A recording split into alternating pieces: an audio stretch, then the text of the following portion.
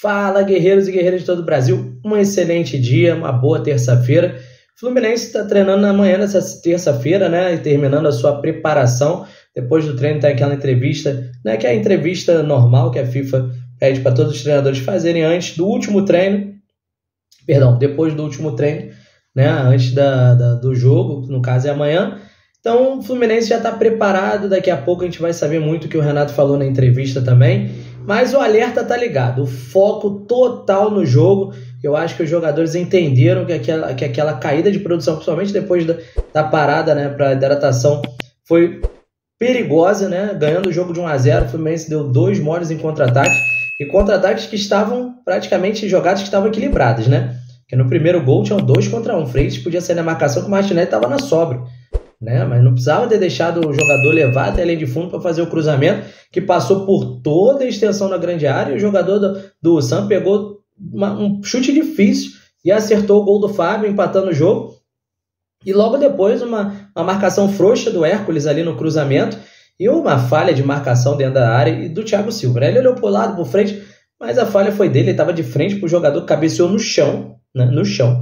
O jogador praticamente foi ao chão para cabecear, tirar do Fábio. Tem gente falando que foi falha do Fábio, foi no cantinho. A falha maior foi no início da jogada, no lateral que aconteceu, no início da jogada, no cruzamento e no cabeceio do jogador do Sam. Segundo tempo, correr atrás, como diz o Renato, buscar o resultado, correr atrás, o resultado é muito pior. O Fluminense, ele abriu o time todo, né? Achei um erro dele também. Quase sofremos o terceiro no início do segundo tempo, mas o Fluminense, com a entrada do Keno e do Nonato, melhorou bastante, conseguiu fazer seus gols, se classificar. O problema é o seguinte, não pode ter essa mentalidade contra o time africano. Por quê? Porque mal ou bem, gente, o time africano é 8 vezes campeão africano, ganha sempre as Copas lá na África para poder, por ter ganho, que está disputando o Mundial. Então, são times competitivos, né, que independente de estarem no final da temporada, né, no início de pré-temporada para a próxima temporada, são times que têm um físico invejável, mostrou isso contra o Borussia, né? Borussia também deu aquela apagada, começou tomando de 1-0, pegou os pontos fracos do Mamelodi, fez os 3-4 gols, que é o ponto fraco do Mamelodi é a saída de jogo. No último vídeo tem lá a explicação sobre o Mamelodi, né, sobre o técnico deles, o português, eu falei bastante sobre ele também, sobre o Mamelodi. Tem os 3 atacantes que temos que ficar de olho, 2 brasileiros, então eles falham muito na saída de bola, é uma saída estilo Diniz, como eu falei no último vídeo. Então o Fluminense pode aproveitar, né, essa saída errada de bola deles, roubar a bola ali já no campo de ataque e fazer os seus gols para deixar o jogo mais tranquilo. Mas não pode achar, né, nós vemos ontem, né, o Inter Miami, é aquele negócio, o jogo de ontem foi um jogo que o Marcos, o ex-goleiro do Palmeiras, né, que estava fazendo a reportagem ali pela Casa TV, falou muito bem. Palmeiras achou que o jogo ia ganhar, que ia ganhar o jogo tranquilo, que não foi, e o Inter Miami, depois dos 2-0, achou que o jogo já estava ganho. Tanto que o Messi sai de campo, né, as câmeras vão sempre no Messi, ele sai de campo balançando a cabeça negativamente, resmungando. Por quê? Porque o empate botou o Inter Miami em segundo, pegando o PSG. Né? E o empate deixou no final do jogo, né? O Palmeiras empata o jogo, começa a jogar futebol, começa a melhorar com a caída também do Inter Miami, que cansa também no segundo tempo, são muitos jogadores experientes. O Palmeiras melhora com as substituições, empata e fica em primeiro e pega o Botafogo na próxima fase. Mas foi um jogo louco, porque estava 2-0 no Inter Miami, o Porto estava 3-3, um gol do Porto eliminava o Palmeiras. Então, tipo assim, foi um jogo estranho demais. É que, como diz o meu amigo Daniel Abreu, um abraço aí, Daniel Abreu, sabe tudo de Porto. Ele é Porto, né? O time dele é Porto e aqui no Brasil ele é Vasco. Mas ele é Porto, estudou com a gente aí no Carrece, nosso colégio, né? E ele estava comentando comigo antes da Copa. É o pior Porto dos últimos anos. Né? É um time que não está bem, não tem um meia de criação, tem essa revelação Mora, tem o Samu atacante também, uma revelação, mas é um time que ainda falta muita coisa. Precisa de jogadores para complementar o elenco, e mostrou isso no Mundial, porque ontem empatou o jogo no final, né? Saiu pelo menos com 2 empates, mas foi amplamente sufocado pelo Al-Ahly. Então, realmente, o time do Porto não foi aquele time do Porto que todo mundo esperava. Não foi o europeu que todo mundo esperava. mesmo não sendo da elite, não foi aquele europeu que deu trabalho, pelo contrário, foi um europeu que praticamente passou vergonha. Então, tem que ficar ligado. Antes, o Botafogo perdeu o seu jogo, né? E também, se o PSG, de repente, se o PSG não, perdão, se o Atlético de Madrid e o PSG não tem nada a ver, o PSG tá classificado, ganhando seu jogo. Se o Atlético de Madrid fizesse mais um gol ali no final, tiraria o Botafogo. Então, tipo assim, ficou um jogo perigoso pro Botafogo também, né? E o Botafogo nem jogou mal como o Palmeiras, né? Foi um jogo mais ou menos, o jogo do Botafogo e Atlético de Madrid. Até começou legal, com algumas oportunidades, depois ficou um jogo truncado, muita reclamação de pênalti. O Simeone, depois do jogo, reclamou muito da arbitragem, né? Mas o árbitro acertou no lance que foi pênalti, mas no VAR ele viu que antes do pênalti teve a falta do atacante do Atlético de Madrid, então o pênalti acaba sendo anulado. E o Atlético de Madrid, em alguns lances do jogo, parecia sem vontade, né, para recuperar a bola. O time que está precisando fazer 2 gols no adversário, parecia que estava muito. O Botafogo deu uma recuada no segundo tempo para buscar o contra-ataque, que também é um estilo do Botafogo de jogar, né, principalmente em velocidade. Acabou que os contra-ataques não aconteceram, né, como esperado.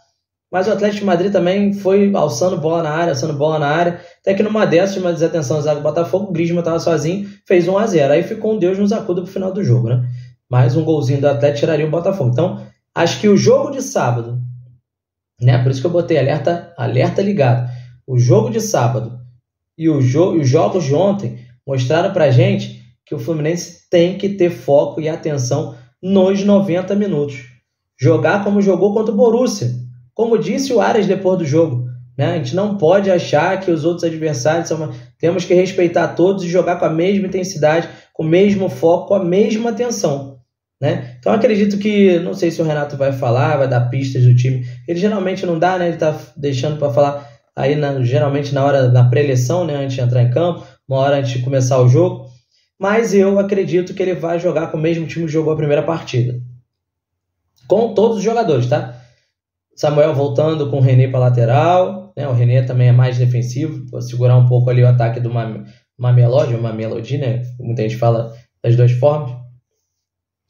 O Nonato voltando na vaga do Ganso no meio campo, povoando o meio campo, né? Tomando conta do meio campo, que foi uma forma de jogar que o Fluminense encontrou muito boa. E no ataque, Arias de um lado.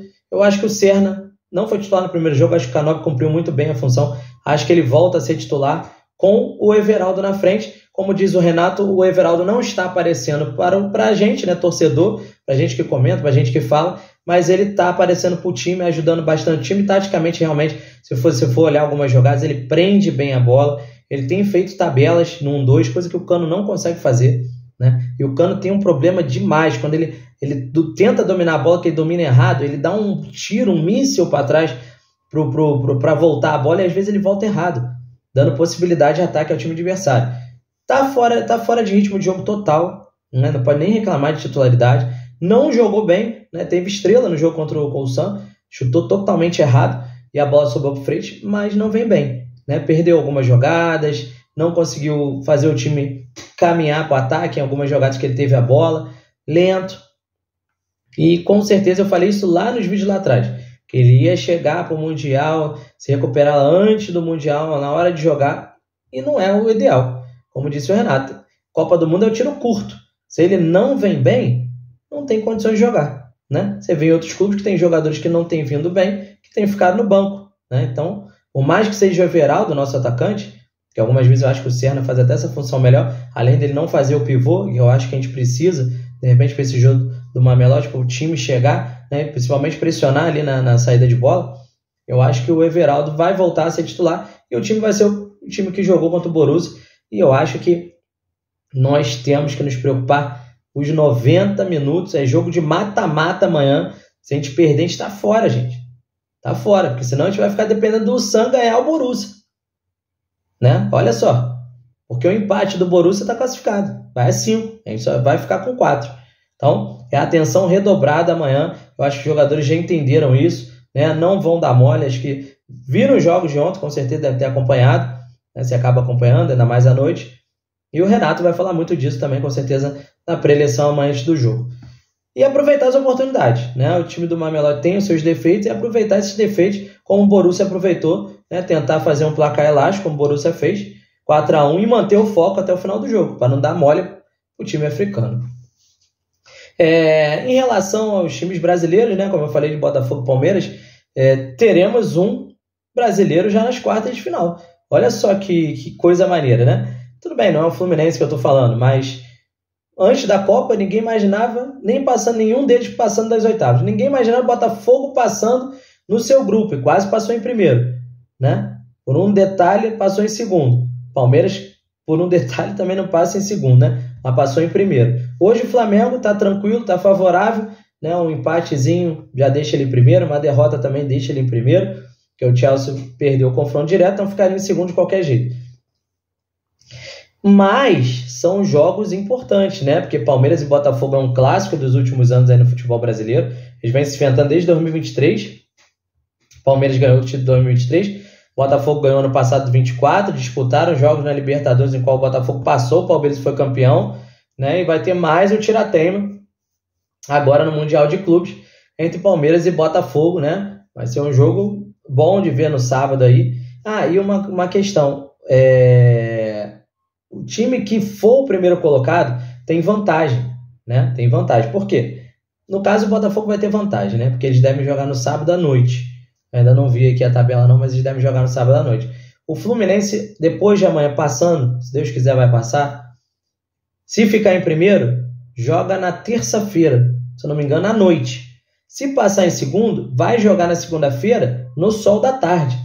Então, ainda tem, além de ter mais um dia de recuperação, vai jogar num clima mais pesado, né? Você jogando, passando em primeiro, você tem um clima mais ameno de jogar à noite, né? Então, tem isso também. Além do tempo de recuperação, você tem também a vantagem de jogar num clima mais ameno. Na questão do Fluminense, né? O outro grupo também embolado ainda, com Inter e River. Deixa eu dar uma olhadinha aqui. Eu estava aqui no GE também.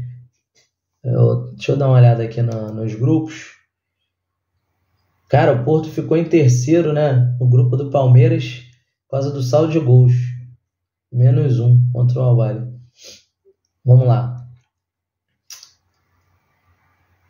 Os grupos definidos A e B, né? Palmeiras e Inter Miami, primeiro e segundo. Paris Saint-Germain primeiro, Botafogo em segundo. O grupo disputado, os três fizeram 6 pontos. O grupo D, que é o do Flamengo, é hoje, né? Flamengo e Chelsea. Flamengo tem a vantagem, pode até perder, é o primeiro. O Chelsea com certeza deve ser o segundo, deve ganhar uma esperança ou empatar. Mas ainda tem uma curiosidade, né? Tudo está acontecendo na Copa do Mundo. Esperança e Chelsea. Se o Chelsea também der mole como deu, achando que o Flamengo podia não ser isso tudo, eu acho que eles acharam, deram uma menosprezada antes do jogo, né, e tomaram um sacode do Flamengo, o Esperança tem chance, hein? O Esperança tem chance, porque o Esperança, se ganhar o jogo, está classificado. Precisa ganhar. É muito bem verdade, por causa do saldo de gols. Mas se ganhar, está classificado, né? E o Flamengo deve poupar alguns titulares aí, o Fernando Diniz. No grupo que nos interessa, né, do River Plate, o River Plate é o primeiro colocado, tá, gente? A Internacional é a segunda. Então a gente ficando em primeiro, talvez possa pegar a Internacional. E é o jogo de hoje. Então o River tem vantagem sobre a Inter. Internacional e River. Hoje não, perdão. Amanhã, às 10 da noite. O Inter, a gente vai conhecer à noite o nosso adversário. O Monterrey tem 2, né? O Uriah Reds tem 0. O Monterrey tem chance? Tem chance. Sabe por quê? Deixa eu dar uma olhada aqui. Um empate. Vamos lá, esse time do River, hein? Nem todo mundo está classificado. Um empate entre Inter e River. Deixa eu ver só o confronto direto aqui. Todos iriam a 5. Monterrey e River empataram em 0-0. E o River e Monterrey Internacional empataram em 0-0. E vai para o saldo de gols, eu acho, então. Porque eles chegariam a 5. Se o Inter empatar com o River, os dois chegam a 5, né, com uma vitória, um empate e 2 empates, né? Vão chegar a 5. E o Monterrey, se ganhar, vai para uma vitória e 2 empates, né? Eles vão para uma vitória e 2 empates também. Aí vai para o saldo de gols, se eu não me engano, que é a segunda classificação. Vamos ver aqui. Vou ver com vocês aqui agora. Regulamento. Deixa eu ver se está aqui. O regulamento da competição. Porque, se eu não me engano, depois vai pro saldo de gols, não é isso? Ver regulamento. Vamos lá. Em caso de igualdade da pontuação, são critérios de desempate. Pontos conquistados apenas nos jogos entre os times empatados. Beleza. Então, eles empataram. Monterrey empatou com o River e empatou com a Inter, né? E se o Inter e Monterrey empatarem, eles empatam também. Então, ficaria tudo igual. Gols marcados. Vamos lá. Saldo de gols apenas nos jogos entre os gols marcados. Se o empate... Vamos lá. Os gols marcados apenas nos jogos entre os times empatados.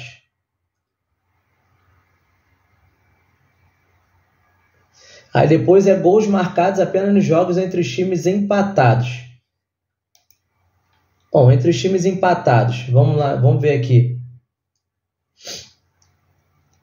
Porque, no caso, tem o saldo de gols, né? O Monterrey, se golear o Royal Red, pode ser, pode acontecer. Vamos dizer, se o Monterrey fizer 3-0 hoje, ele está com saldo 0. Vai para saldo 3. Entendeu? E o River Plate tem saldo 2 e o Monte Internacional tem saldo 1. Então, acho que o Monterrey entraria, hein? Olha só, hein? Entraria, poderia ficar em primeiro. Aí a briga seria entre River Plate e Internacional, que ficaria com empate com o River Plate. Internacional seria eliminado. Então, o Monterrey ficaria em primeiro e o River Plate em segundo. Olha só que coisa esse grupo, hein? Na última rodada, tudo pode acontecer também. 3 times disputando a classificação. No nosso também, Fluminense disputando a classificação, está em primeiro com o Borussia em segundo e o Mamelodi Sounders em terceiro, né? Então, um empate classifica Fluminense e Borussia, né? Porque o Mamelodi perdeu para o Borussia, então mesmo que o Mamelodi empate chega a 4, mas não passa o Borussia porque perderam para o Borussia. O Borussia se classifica, que é o primeiro critério. Isso aí, gente, isso aí. Mas se o Mamelodi ganhar, passa, e se o Borussia não ganhar, o Sam fica em segundo. É uma coisa complicada. Lógico que a gente não quer isso, né? No grupo do Manchester City e Juventus, eles vão se enfrentar, né? Se empatarem, a vantagem é do Juventus, que está na frente aí do Manchester City na classificação, né? E no grupo do Real Madrid, o Real Madrid está com 4, o RB Salzburgo está com 4, e os dois se enfrentam, né? E tem um probleminha aí, porque o Al-Ahly, se ganhar o Pachuca, também pode entrar nisso aí, hein? Porque se um dos dois vencer, ou Real Madrid ou o Salzburgo, se classifica. E se o Al-Ahly ganhar, se classifica, porque vai passar um dos dois, que ficariam com 4. Também nada definido no grupo H. Então é isso aí, gente. Esse videozinho é sobre isso, sobre a preocupação do jogo de amanhã, os prováveis, né, adversários aí que a gente pode ter mais para frente, né? E os brasileiros, né, que estão fazendo uma boa campanha. 2 já estão classificados, 1 já está classificado para as quartas de final, 3 já estão classificados, né, porque o Flamengo já está classificado. E amanhã a gente buscar a nossa classificação também, né, entrar nesse grupo seleto das oitavas, e depois dali para frente a gente vê o que vai dar. Tamo junto, você que chegou até o final, já deixa seu like, compartilha seu vídeo. Mais tarde tem mais um vídeo, a gente vai trazer tudinho aí sobre a entrevista do Renato, sobre as coisas que aconteceram. Vamos que vamos! Tem um vídeo que eu vou lançar aí sobre as reações dos torcedores adversários no jogo contra o Santos. Um abraço, fique com Deus. Grande tarde, grande noite. Canal Guerreiro Tricolor, verdadeiro canal da torcida tricolor.